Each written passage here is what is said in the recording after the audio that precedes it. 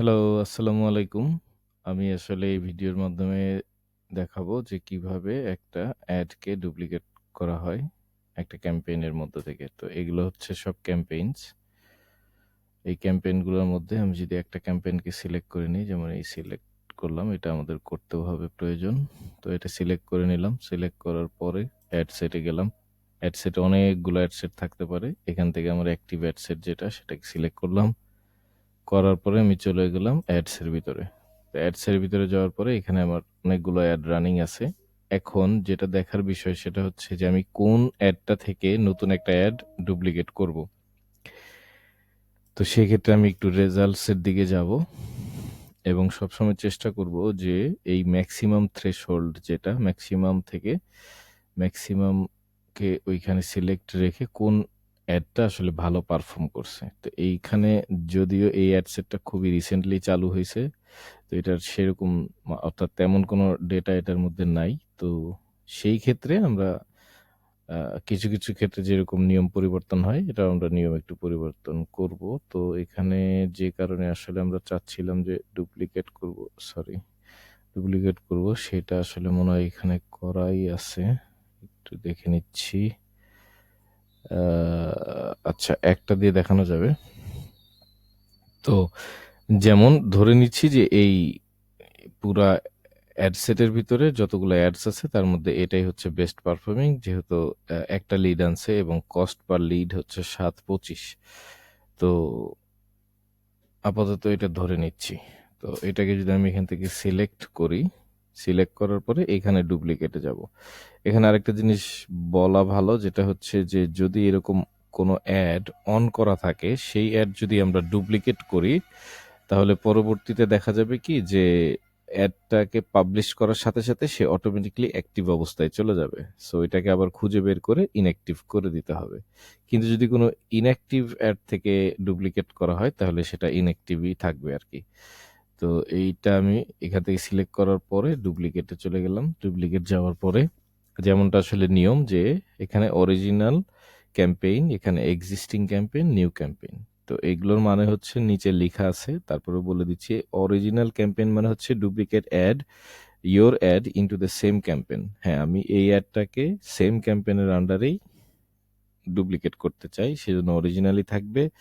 আমি চাই যে যেটা নতুন অ্যাড আসবে সেটার রিয়াকশন গুলা, যেমন লাইক, ডিসলাইক, মানে আই মিন লাইক কিংবা রিয়াকশন যেগুলো আছে, যে লাভ রিয়েক্ট অথবা ওয়াও রিয়েক্ট অথবা হাসি রিয়েক্ট, সেই রিয়েক্টগুলা যেন অটোমেটিকলি থাক। এই জন্য এই টিক বক্সটাকে আমি অলওয়েজ টিক রেখে দিব, আনটিক করব না, অর্থাৎ এটা করব না, এটা করে এইভাবেই রাখবো। সো ওই অ্যাডটার মধ্যেও এই যে অ্যাডটার যেটা থেকে কপি করতেছি অর্থাৎ ডুপ্লিকেট করতেছি সেটার রিয়াকশনগুলো থাকবে। তো এখান থেকে ডুপ্লিকেটে চলে গেলাম। ডুপ্লিকেট একটা প্রসেস চালু হয়ে গেছে। এখন এখানে হচ্ছে মানে অ্যাডসের নাম অ্যাড নেম। তো এটা আমি পরে দেখাচ্ছি। তো আগে নিচের দিকে যাব, তাহলে ছবিটাই হচ্ছে মেন, ছবিটাকে আমি চেঞ্জ করে দিব। তাহলে এখান থেকে যেহেতু একটা আছে, এডিট অপশন এখানে আছে, সো এটার মধ্যে আর যাবো না, ডিলিট করে দিলাম। এখান থেকে ডিলিট করে দিই, add new, add image. Add image থেকে এখানে লেখাগুলো অনেক সময় দেখতে হয়, এই যে হেডলাইনটাকেও চেক করে রাখতে হয়, হেডলাইনটা কি আগের মতোই আছে নাকি পরিবর্তন হয়ে গেছে। যদিও আমি খুব কম পাইছি পরিবর্তন হয়, বাট তারপরেও এক নজর দেখে নিলে তো অসুবিধা নেই, দেখে নিতে নেওয়া যায় আর কি। তো এটা নেক্সট দিলাম। নেক্সট দেওয়ার পরে এইখানে এবার ছবি আপলোড করার ছবিগুলো আসবে। তো এই ছবিগুলো আসার পরে আমি আসলে যেই অ্যাডটাকে এখানে ইনক্লুড করতে চাই সেই অ্যাডের ছবিটা আমি এখানে খুঁজে বের করতে হবে। তো আমার মনে হয় যে এখান থেকে খুঁজতে একটু দেরি হবে, কারণ অনেক সময় অনেক আগের ছবিগুলো দেখা যায়, নতুন ছবিগুলো অনেক নিচে থাকে। সো এইভাবে পজ হয়ে যাবে, তারপর আবার রিলোড হবে, তারপর আবার পজ হবে, মানে এইভাবে করে আগাইতে হবে সামনে। তো এটা আসলে একটু সময় সাপেক্ষ ব্যাপার। তো যেটা সহজে করা যায় সেটা হচ্ছে যে আমাদের যে ফটো গ্যালারি আছে, যদিও এটা এখানে স্ক্রিনে দেখা যাবে না, বাট এটা পরে আমি বুঝিয়ে দিব যে ফটো গ্যালারিটা কিংবা এটার ম্যানেজমেন্ট আমি করে দিব। তো এখান থেকে যদি যাই, আমি আমার ফটো গ্যালারিতে যাচ্ছি, মনে হয় এটা রেকর্ড হবে না, সমস্যা নেই, সেটা নিয়ে পরে আলোচনা করা যাবে। তো এইখান থেকে দেখতে হবে যে ছবিগুলো কই আছে। হ্যাঁ, তো ছবিটা আমি পাইছি, ছবিটা পাওয়ার পরে ডাইমেনশন ঠিক আছে, মানে স্কোয়ার শেপটা। তো এই যে এখানে নিয়ে এসে আমি জাস্ট ড্র্যাগ অ্যান্ড ড্রপ ছেড়ে দিব। ছেড়ে দেওয়ার পর আমি একদম উপরে চলে যাব, দেখবো যে কোণাতে এটা হচ্ছে। ঠিক আছে, তো এই ছবিটার নেম, আমাদের ছবিগুলোর নেমিংও আছে, করা আছে এক জায়গায়, সেইটা আমি হচ্ছে একটা ডক ফাইল শেয়ার করব। তো এই ছবিটা আমার সিলেক্ট হয়ে গেল, এখন নেক্সটে গেলাম। তো নেক্সটে যাওয়ার পরে আবার নেক্সট দিলাম। এই জিনিসগুলা খুব বেশি জরুরি নেই, স্কিপ অ্যান্ড কন্টিনিউ দিয়ে দিলাম। দিয়ে দেওয়ার পরে এই জিনিসগুলা একটু দেখে নিব যে কোথাও কোনো কিছু আছে নাকি। এখানে আপাতত কোনো সমস্যা দেখতেছি না, সো ডান দিয়ে দিলাম। ডান দিয়ে দেওয়ার পরে এখন আমি আবার একটু নিচের দিকে আসবো, নিচের দিকে এসে এই যে হেডলাইনটা চেক করে নেব।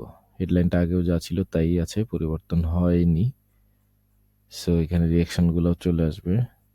তো এইখান থেকে কিন্তু এই যে এখান থেকে এই যে কপি, এই কপিটা তো আমি এখান থেকে কেটে ছবিটার নামটা এখনো দেওয়া হয় নাই।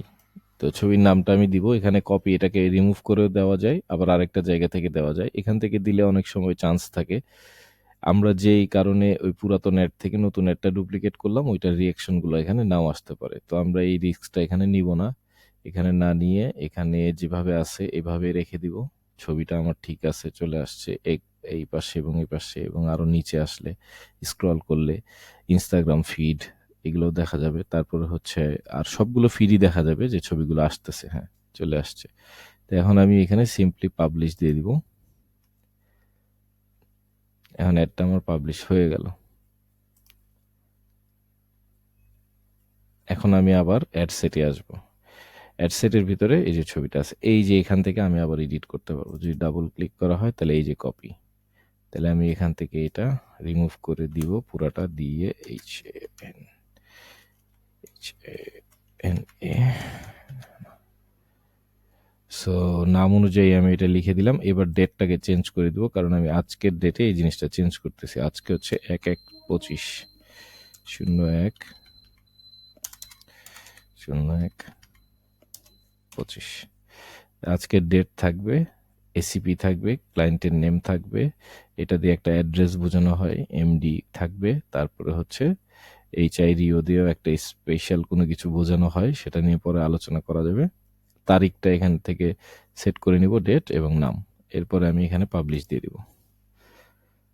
সো পাবলিশ হয়ে গেছে। এখন আমি একটু রিফ্রেশ করে নিব।